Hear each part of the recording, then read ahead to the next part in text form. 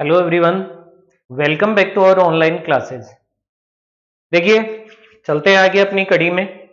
हम पढ़ रहे थे गाउस का नियम और उसके अनुप्रयोग। उसी श्रेणी के अंदर हमने गाउस के कुछ अनुप्रयोग, गाउस के नियम के कुछ अनुप्रयोग हमने पढ़े भी हैं। जैसे सबसे पहले हमने पढ़ा गाउस के नियम की सहायता से कोई रेखीय आवेशित चालक तार है, उसके कारण कितना विद्युत क्षेत्र उत्पन्न होगा, यह हमने पता किया।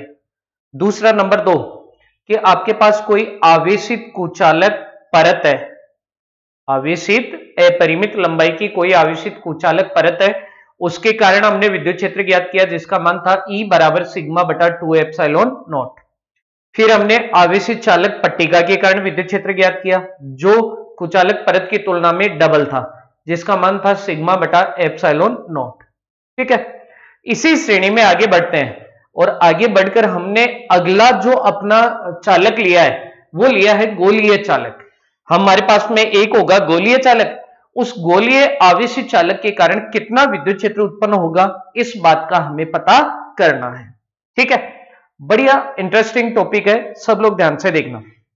देखिएगा, गोलीय चालकों की बात करें, हम गोलीय पदार्थ की बात करें या गोले की बात करें, यूं मान लो, ये लो, हम बात कर रहे हैं गोले की, आवेशित गोले की। ठीक है, अनावेशित नहीं है। विद्युत क्षेत्र तभी होगा जब गोला कैसा होगा, आवेशित।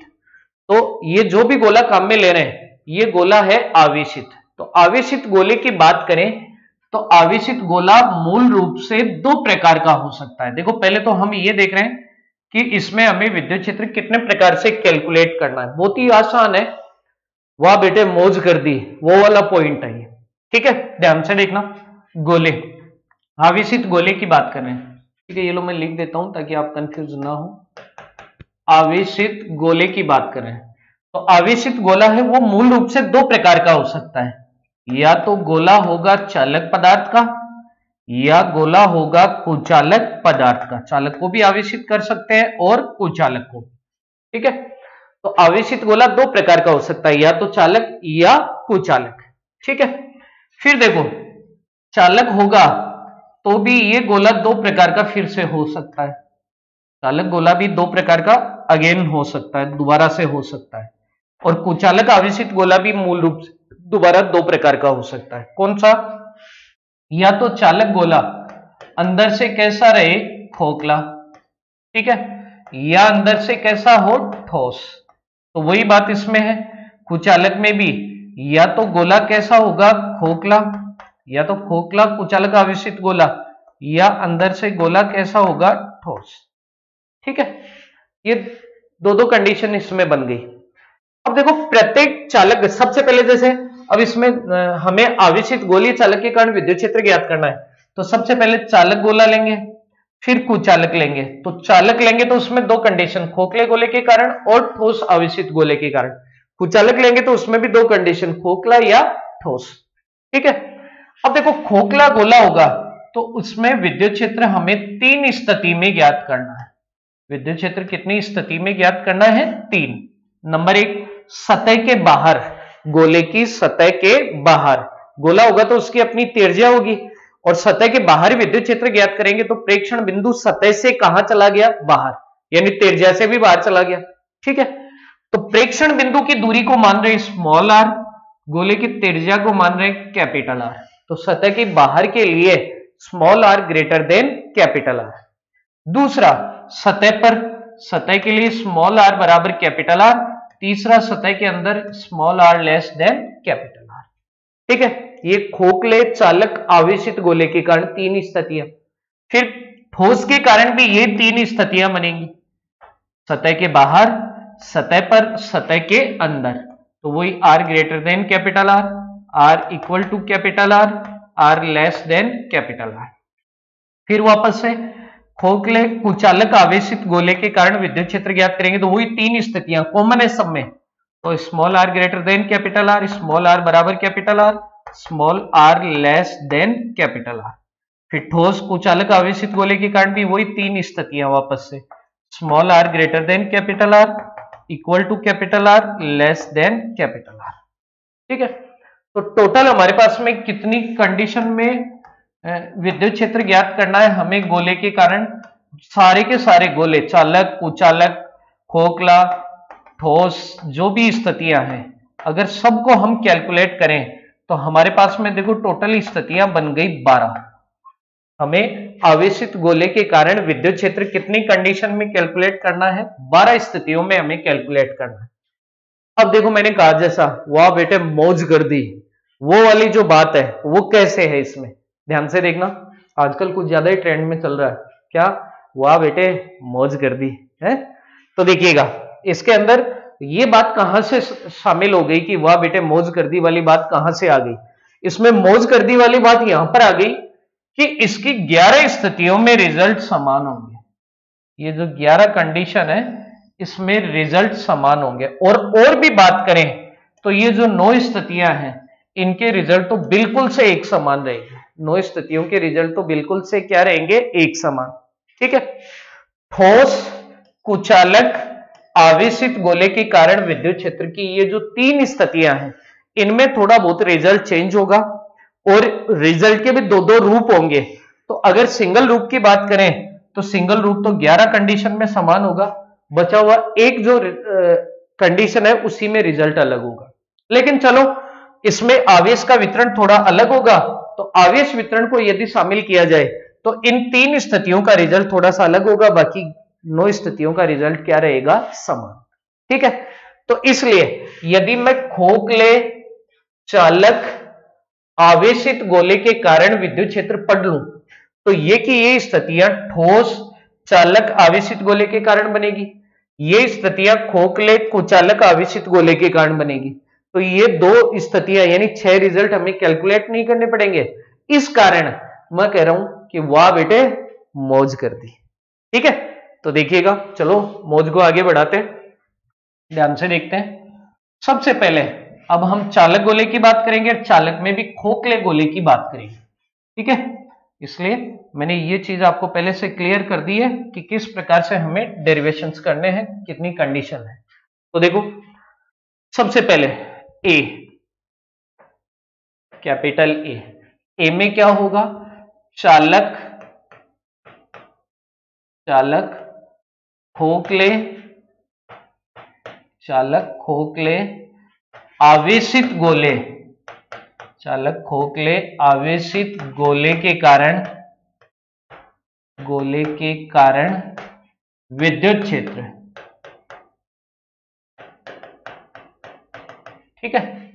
चालक खोखले आवेशित गोले के कारण विद्युत क्षेत्र। ठीक है। अब इसमें फिर 3 स्थितियां बनेंगी। तो पहली स्थिति, नंबर 1 स्थिति उठा रहे हैं। पहली स्थिति जैसे स्मॉल ए से लिख दिया, सतह के बाहर विद्युत क्षेत्र, सतह के बाहर विद्युत क्षेत्र। ठीक है। इसको क्या लिखेंगे वो आगे देखते हैं, डायग्राम से देख लेंगे। ठीक है। देखिए सतह के बाहर विद्युत क्षेत्र ज्ञात करना है। चालक है, चालक गोला है, तो इसका फायदा यह होगा कि गोले को एक स्थान से आप आवेशित करोगे तो वही आवेश संपूर्ण गोले के ऊपर वितरित हो जाएगा। ठीक है। दूसरी बात, गोला खोखला है तो अंदर कोई जगह ही नहीं है कि वहां पर आवेश रह सके। उसके लिए जगह कहां है? आवेश को रहने के लिए जगह कहां मिलेगी? गोले की सतह पर। यानी सतह पर आवेश का वितरण हुआ तो कौन सा वितरण हुआ? पृष्ठीय आवेश वितरण। तो हम क्या कह सकते हैं? हम ये कह सकते हैं कि खोखले चालक आवेशित गोले के लिए कौन सा आवेश वितरण हुआ? पृष्ठीय आवेश वितरण। ठीक है। अब देखो जो जो बातें हैं, हमारे पास में एक खोखला चालक आवेशित गोला है, तो मैंने मान लिया कि जैसे ये मेरे पास एक गोला है,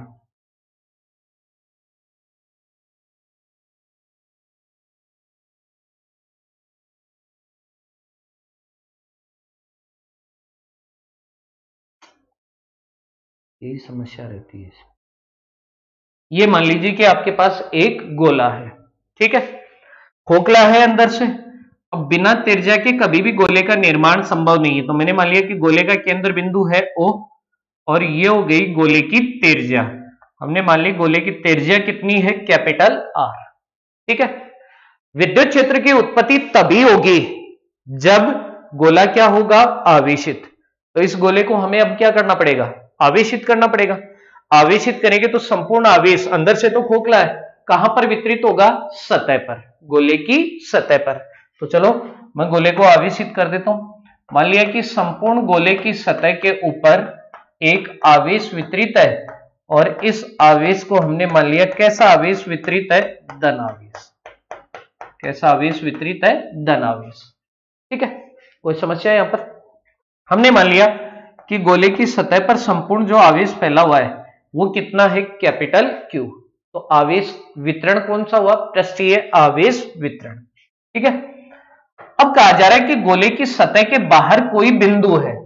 तो गोले की सतह के बाहर मैंने मान लिया कि जैसे यहां ये वाला एक बिंदु है, यहां प्रेक्षण बिंदु P। इस पॉइंट P पर हमें विद्युत क्षेत्र की गणना करनी है। भाई गोले की सतह पर आवेश है तो ये विद्युत क्षेत्र की उत्पत्ति करेगा। तो सतह के बाहर हमने एक पॉइंट ले लिया, पॉइंट P, जिसे हमने प्रेक्षण बिंदु कह दिया, और इस बिंदु P पर कितना विद्युत क्षेत्र होगा इस बात का हमें पता करना है। ठीक है, ये जो पॉइंट P है इसकी भी गोले के केंद्र बिंदु से कोई ना कोई दूरी है। प्रेक्षण बिंदु की दूरी है तो हमने मान लिया प्रेक्षण बिंदु की दूरी गोले के केंद्र से कितनी है? Small r।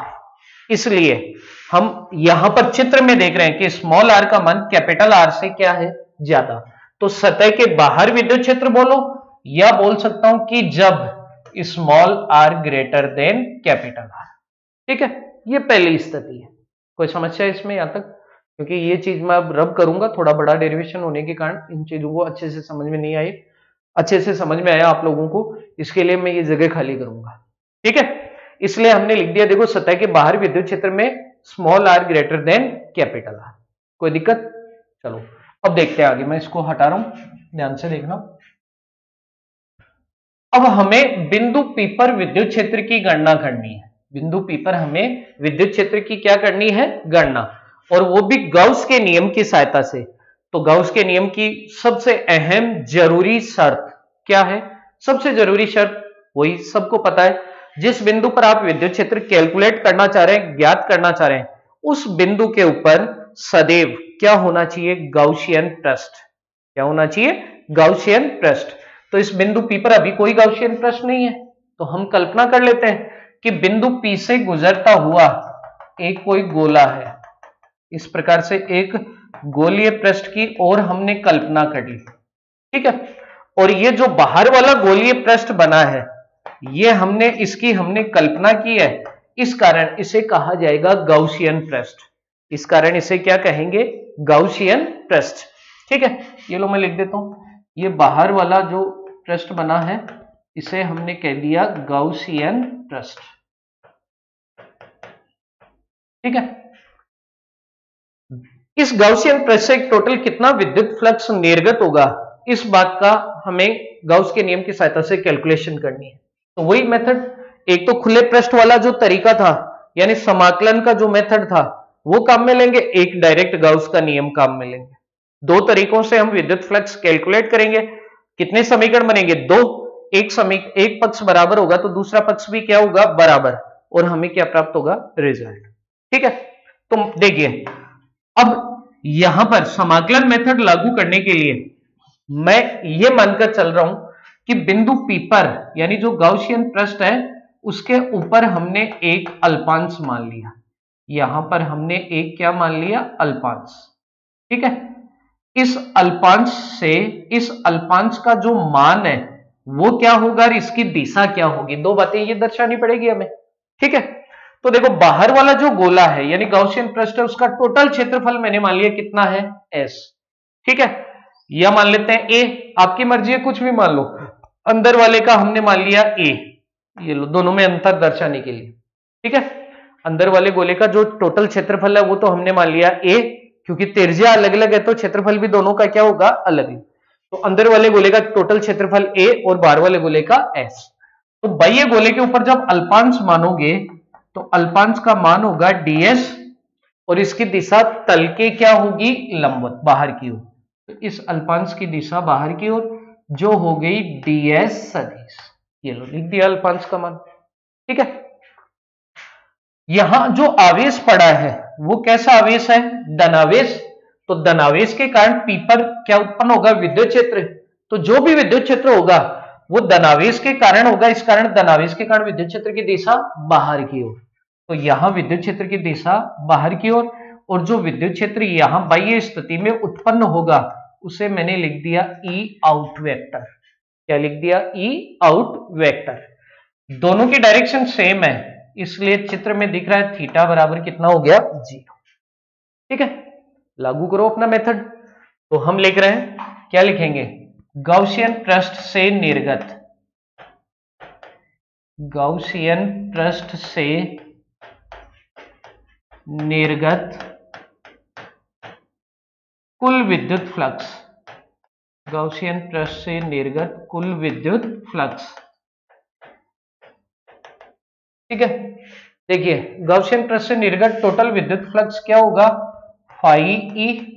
एक अपना मेथड समाकलन मेथड था हमारे पास में, वो लागू कर सकता हूं क्योंकि अल्पांश पड़ा है, विद्युत क्षेत्र पड़ा है, थीटा पड़ा है। तो क्या होगा? फाई ई बराबर इंटीग्रेशन क्लोज सरफेस, यहां हो गया ई की जगह ई आउट, आगे हो गया ds, और ये हो गया cos थीटा से। इसमें वैल्यू रख दो। थीटा का मान पड़ा है कितना है? 0। cos 0 का मान 1। तो ये हो गया फाई ई बराबर क्लोज सरफेस इंटीग्रेशन, ई की जगह हो गई गया ई आउट, आगे हो गया ds, और cos 0 का मान 1।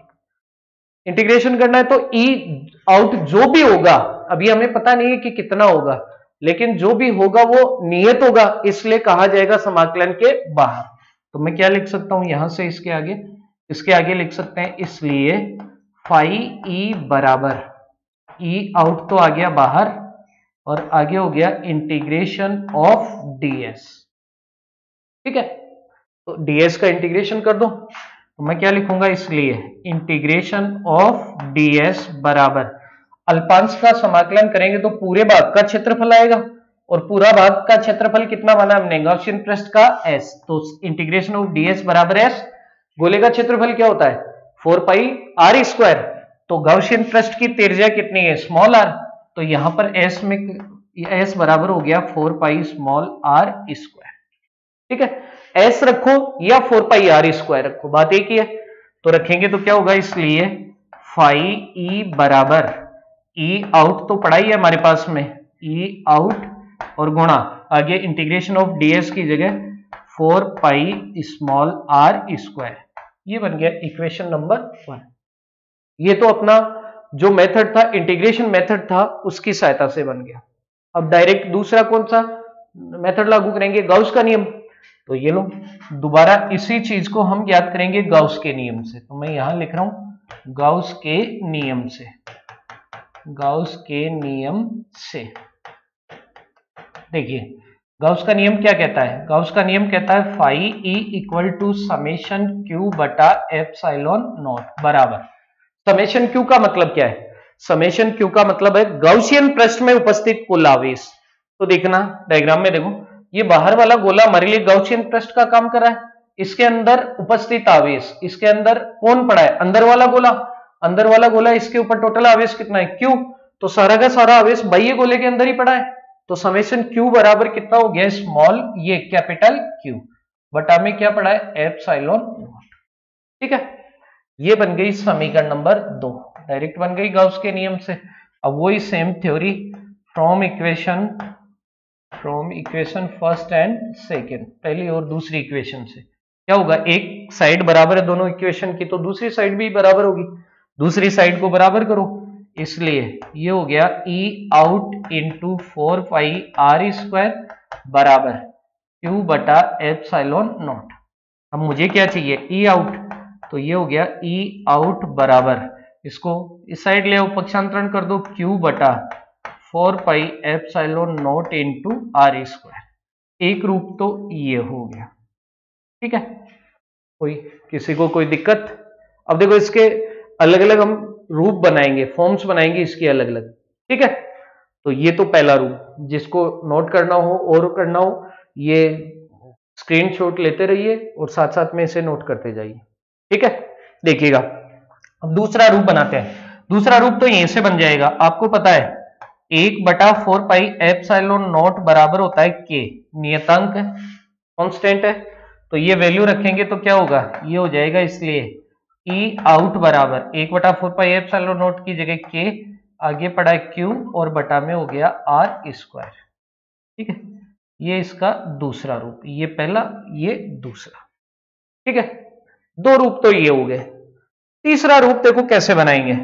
तीसरा रूप बनाने के लिए तीसरा जो रूप है वो हम दर्शाने के लिए इसे आवेश घनत्व के रूप में चेंज कर देते हैं। किसमें कन्वर्ट कर देते हैं? आवेश घनत्व में। कैसे करेंगे? इसके लिए मैं ये जगह खाली कर रहा हूं, ध्यान से देखिएगा।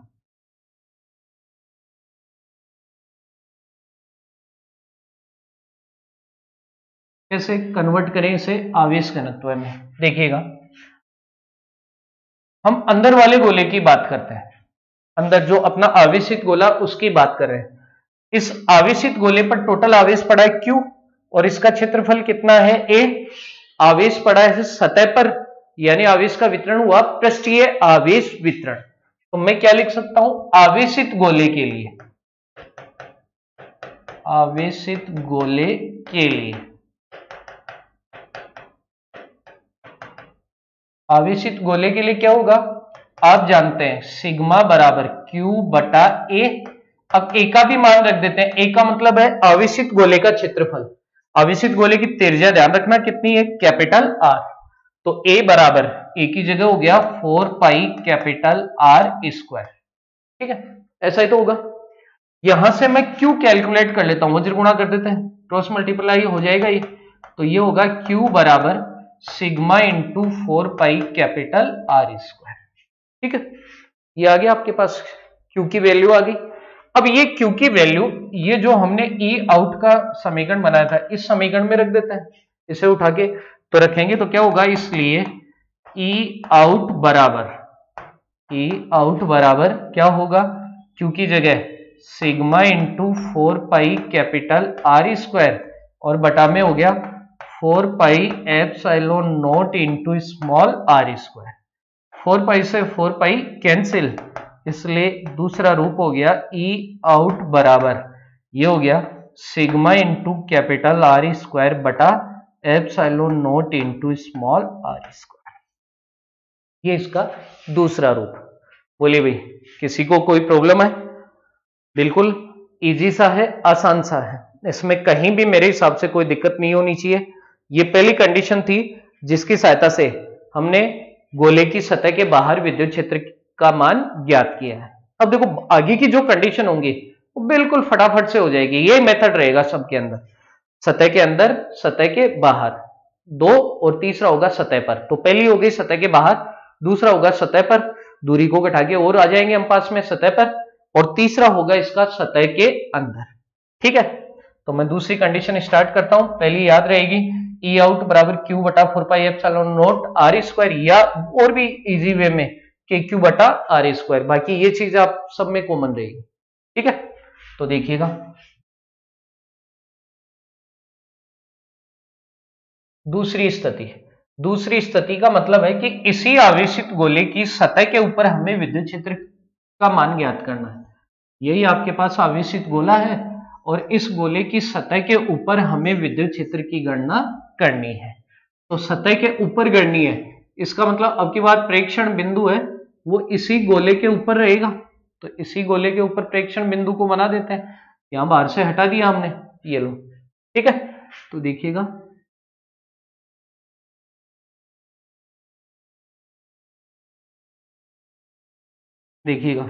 ये टोटल आवेश Q, ये सेंटर पॉइंट O। ठीक है, ये गोले की त्रिज्या कैपिटल R। अब की बार आपका जो प्रेक्षण बिंदु है वो सतह पर रहेगा, तो यहां आ गया, ये लो प्रेक्षण बिंदु P, जिसकी दूरी कितनी है? Small r। अब देखो मैंने जब आपको गाउस का नियम पढ़ाया था तभी बताया था कि प्रेक्षण बिंदु पर गाउस के नियम को काम में लेने के लिए प्रेक्षण बिंदु पर सदैव हमारे पास में होना चाहिए गाउसियन पृष्ठ। गाउसियन पृष्ठ में भी रियल और इमेजिनरी। इट मींस, इसका मतलब क्या है कि गाउसियन पृष्ठ है वो वास्तविक सतह भी हो सकती है और काल्पनिक भी। अगर पड़ी है तो वही गाउसियन पृष्ठ की भांति काम कर देगी, वन पृष्ठ पड़ा है तो वही गाउसियन पृष्ठ की भांति काम कर देगा। और यदि नहीं है तो उस स्थिति में हमें कल्पना करनी पड़ेगी, जैसे पहली कंडीशन में हमने कर ली। अब यहां पर जरूरत नहीं है क्योंकि ये जो सतह है यही सतह बंद पृष्ठ गोले की ये वाली सतह ही किसका काम कर देगी, गाउसियन पृष्ठ का। ठीक है, तो एक बार इसे ए इसका क्षेत्रफल ए मान लेंगे और एक बार इसका क्षेत्रफल क्या मान लेंगे हम, एस। आपकी मर्जी है, वरना चाहे तो एक ही मानकर चल लो, कोई दिक्कत नहीं है इसमें। ठीक है, तो सेम मेथड, यही गाउसियन पृष्ठ हो गया। तो अपनी जो थ्योरी थी उसी के अनुसार सबसे पहले गाउसियन पृष्ठ से निर्गत कुल विद्युत फ्लक्स, टोटल विद्युत फ्लक्स, कुल विद्युत फ्लक्स ज्ञात करना है। अब की बार दूसरी स्थिति बन गई बी, क्या होगा, स्मॉल आर बराबर कैपिटल आर सतह पर। ठीक है, देखिए तो वही method, phi E equals to integration close surface E D S cos theta से। तो वही तरीका रहेगा अपना। यहां पर हमें क्या मानना पड़ेगा, अल्पांश, अल्पांश की दिशा पृष्ठ के तल के लंबवत बाहर की ओर, क्या हो गई, डीएस सदिश। अब की बार सतह पर जो विद्युत क्षेत्र होगा, धनावेश पड़ा, धनावेश के कारण बाहर की ओर होगा, और इस विद्युत क्षेत्र को अब की बार मान लेंगे ई सरफेस, सतह पर अंतर करने के लिए। ठीक है, इसमें वैल्यू रख दो, थीटा बराबर, दोनों की डायरेक्शन एक ही है तो थीटा बराबर 0, तो रखिए वैल्यू। ये होगा फाई ई बराबर इंटीग्रेशन क्लोज सरफेस, ई की जगह तो हो गया ई सरफेस। ठीक है, आगे हो गया ds कोस और थीटा की जगह 0। सोल्व करो, ये हो गया फाई ई बराबर कोस 0 का मान 1, ई सरफेस जो भी होगा अभी पता नहीं है, लेकिन होगा जो भी होगा वो नियत होगा, कहा जाएगा बाहर। तो ये हो गया ई सरफेस फिर क्लोज सरफेस ऑफ ds। ठीक है, कोई दिक्कत, ये जो गोला है इसका क्षेत्रफल s भी मान सकते हो, इसका क्षेत्रफल a भी मान सकते हो। ठीक है, चलो सोल्व करते हैं। इंटीग्रेशन ऑफ ds बराबर s सेम रहेगा भाई, टोटल क्षेत्रफल s मान लिया, ये पड़ा है गाउसियन पृष्ठ का, और गाउसियन पृष्ठ की बात आ रही है तो क्षेत्रफल हो गया 4 पाई स्मॉल r स्क्वायर, क्योंकि स्मॉल r जो त्रिज्या है वो किसके लिए है, गाउसियन पृष्ठ के लिए। ये अलग बात है कि स्मॉल r और कैपिटल R बराबर है तो लास्ट में कर देंगे बराबर। अभी के लिए कि गाउसियन पृष्ठ की बात हो रही तो स्मॉल r, गोले की बात हो रही तो कैपिटल R। ये अंतर करने के लिए हमने स्मॉल r माना, वरना आप इसे कैपिटल R भी लिख सकते हो, यहां पर डायरेक्ट दिख रहा है हमें कि स्मॉल r किसके बराबर है, कैपिटल R। तो रखेंगे तो क्या होगा, इसलिए फाई ई बराबर, ये हो गया आपके पास E surface into 4 pi small r square, equation number 1। ठीक है, ये पहला इक्वेशन हो गया, ये तो पहला मेथड। अब डायरेक्ट लागू करेंगे गाउस का नियम, तो वही सेम स्टाइल, गाउस के नियम से, गाउस के नियम से। गाउस का नियम क्या कहता है, गाउस का नियम कहता है phi E equals to summation Q बटा एप्सिलॉन नॉट बराबर, समेशन क्यू का मतलब बंद पृष्ठ में उपस्थित कुल आवेश, तो अभी ये सारा आवेश उसी बंद पृष्ठ में पड़ा है, उसी के ऊपर है, तो ये हो गया समेशन क्यू बटा एप्सिलॉन नॉट, समीकरण नंबर 2।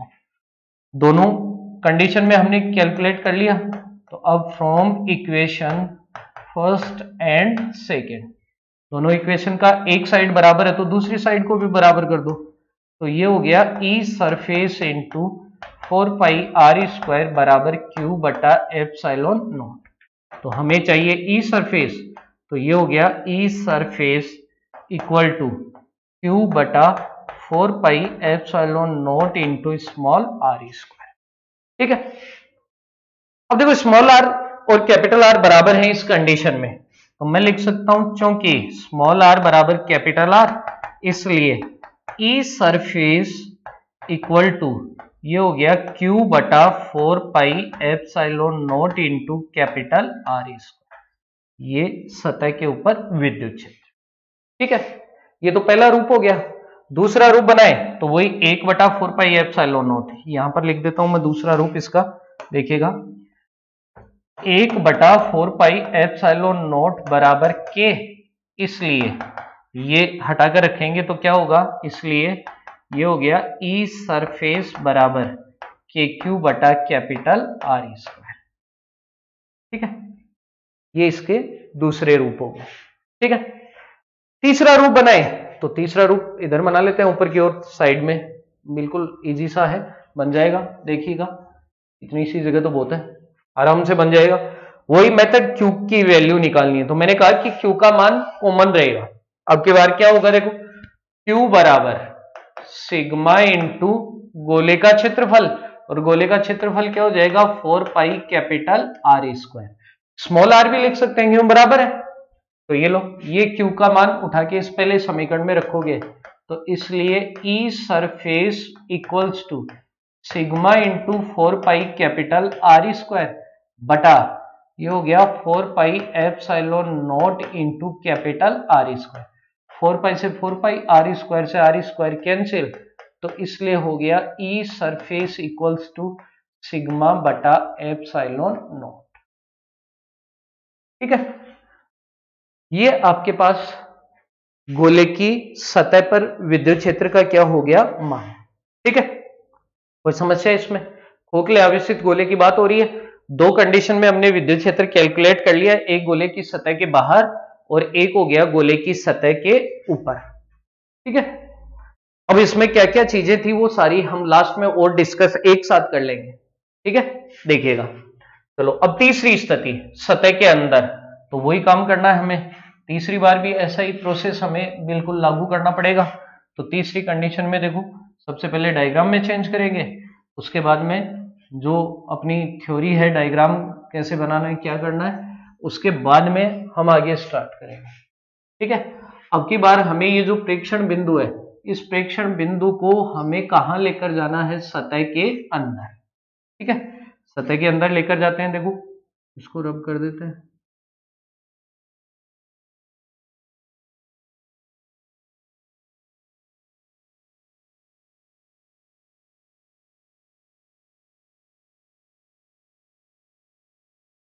देखिएगा, बना देते हैं गोला वापस से।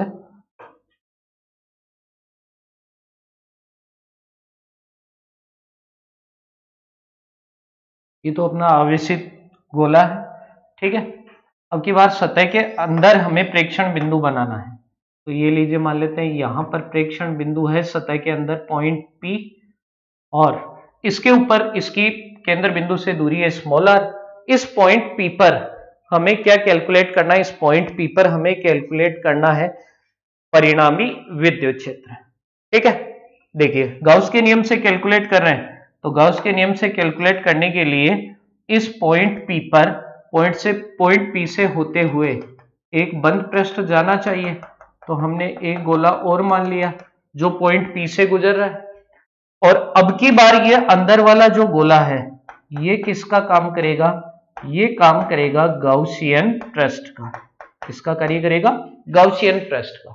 ठीक है, मेथड सेम, यहां एक अल्पांश मानना पड़ेगा। अल्पांश की दिशा तल के लंबवत बाहर की ओर जो हो गई ds सदिश, और यहां अगर कोई विद्युत क्षेत्र होता तो उसकी दिशा धनावेश के कारण होती बाहर की ओर, लेकिन यहां पर वो विद्युत क्षेत्र ही तो हमें कैलकुलेट करना है जिसका मान होगा E इन वेक्टर।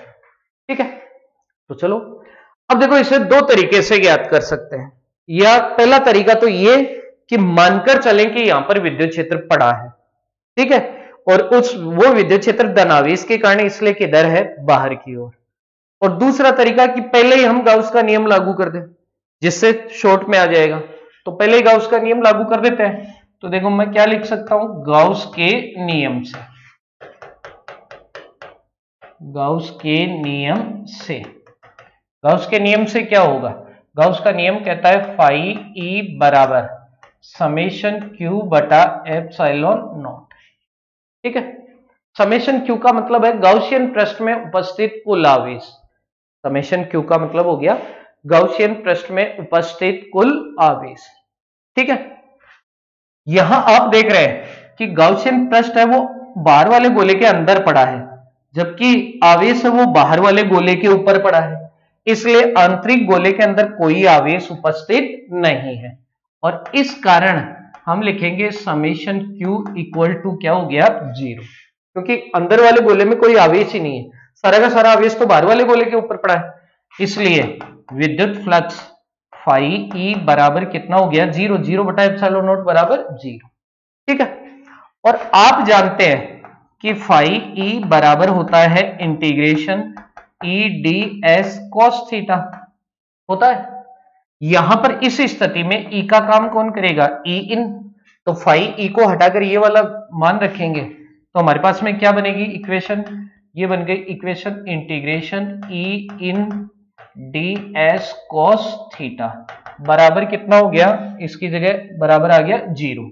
ये पूरा पद 0, मुझे क्या चाहिए ई इन, तो ई इन दूसरी तरफ 0 होने के कारण पक्षांतरण होगा, 0 में भाग देंगे, टोटल मान कितना हो गया, तो विद्युत क्षेत्र का मान भी कितना हो गया 0। तो सिंपल सी थ्योरी है तीसरी कंडीशन की। तो सिंपल सी थ्योरी क्या है कि विद्युत क्षेत्र की उत्पत्ति तो तब होगी जब वहां पर उस बिंदु पर क्या उपस्थित होगा, आवेश।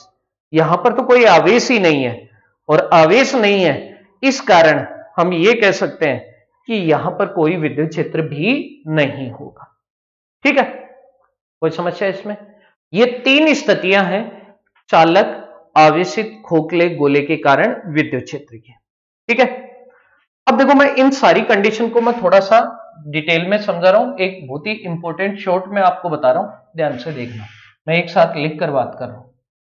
अगर गोले के केंद्र की बात करें तो केंद्र पर भी विद्युत क्षेत्र का मान कितना रहेगा, 0, क्योंकि केंद्र भी कहां है, गोले के अंदर। ठीक है, तो देखना सब लोग गौर से, ये बड़े काम की चीज है।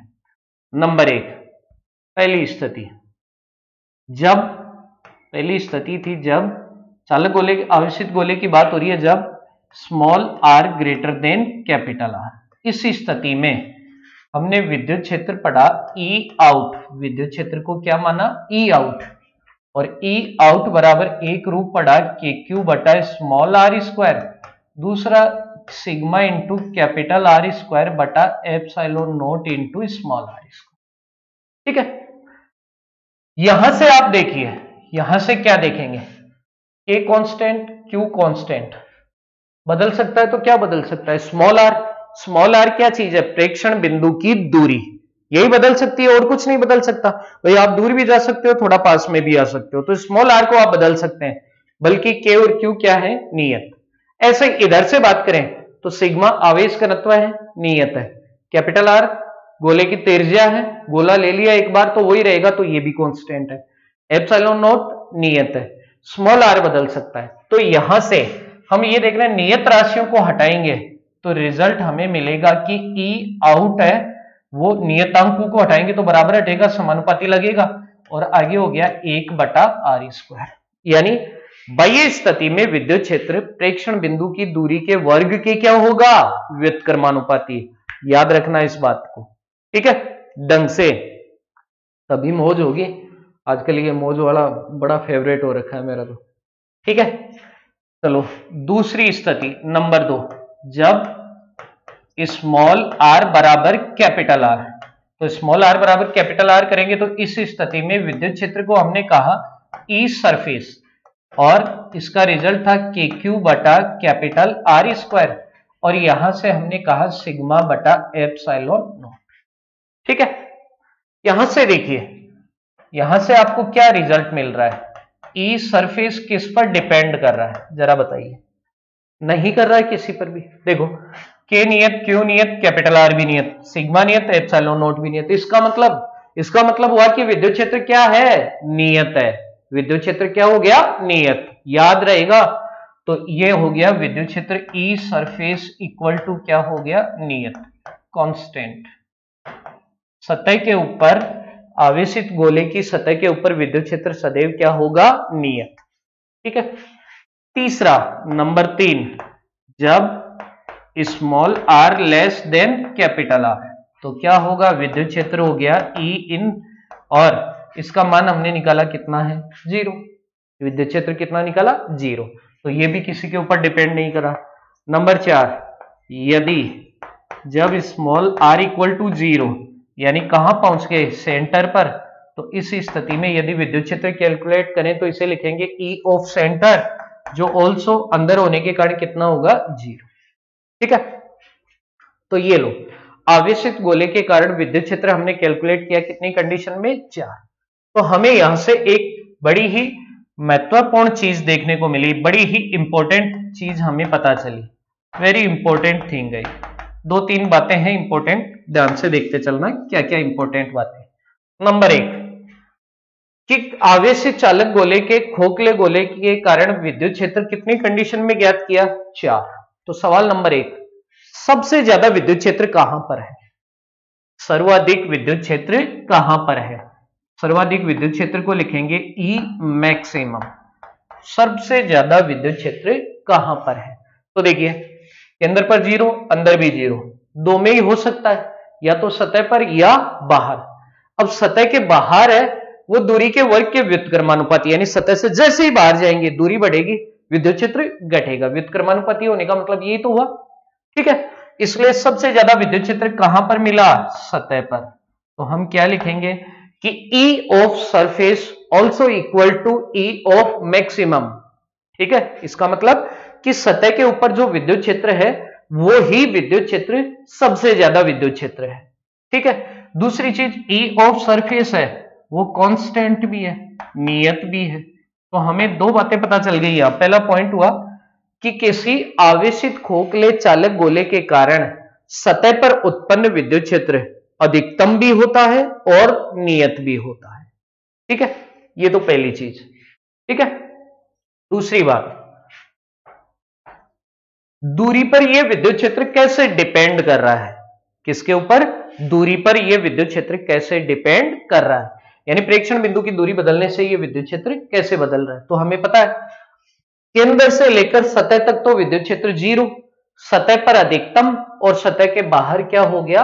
व्युत्क्रमानुपाती, ठीक है। तो अगर इसका हम ग्राफ बनाएं तो कुछ इस प्रकार बना सकते हैं, जैसे मान लीजिए ये आपका गोला हो गया, ये गोले का केंद्र बिंदु, ये लो सतह के बाहर अंदर सारी स्थिति आ गई। वाई एक्स पर डिनोट कर देंगे विद्युत क्षेत्र को, वाई एक्स पर डिनोट कर देंगे किसको? विद्युत क्षेत्र।